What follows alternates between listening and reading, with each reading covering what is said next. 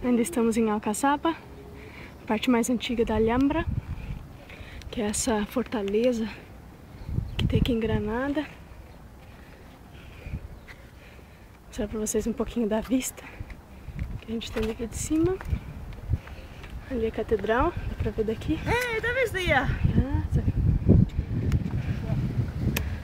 Só que legal. Vamos andar mais um pouquinho.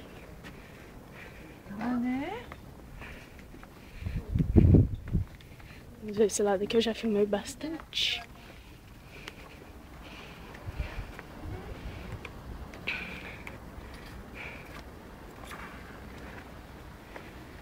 Ah, mas a Baicina é muito bonitinha, com as casinhas brancas. Ali o resto da muralha.